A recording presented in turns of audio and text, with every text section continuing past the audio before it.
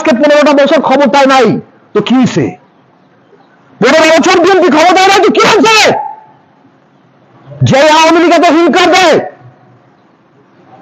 যারা বলে যে আমার নেতৃত্বে বাংলাদেশ স্বাধীন হয়েছে, 72 সালে ক্ষমতায় আসছিল, 75 সালে কোন রকমের লুঙ্গিটা নিয়ে পাচ্ছিল, তারপরে 21 বছর ক্ষমতার বাইরে ছিল, আর 15 বছর না হইতে হইতে আমাদের কিছু হাইব্রিডের আর কিছু নিয়ত দুর্বল মানুষের, ইমান দুর্বল মানুষের, ইয়াকিন দুর্বল মানুষের এমন হালত হয়ে গেছে যে 15 বছরের পরে আর জানি আর সহ্য হচ্ছে না, আর সহ্য হচ্ছে না, আর কত সহ্য করব?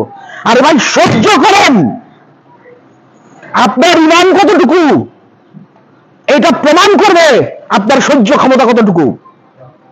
যদি নমরুদের পতন হয়ে থাকে, যদি ফেরাউনের পতন হয়ে থাকে, তাহলে 15 বছর কোনো সময় না। যদি আপনার ইমান ঠিক থাকে, আপনার যদি আমল ঠিক থাকে, আপনি যদি দোয়াশ লাগা হন, নমরুদ ফেরাউনের মতো শেখ হাসিনার পতন যে কোনো সময় ঘটবে।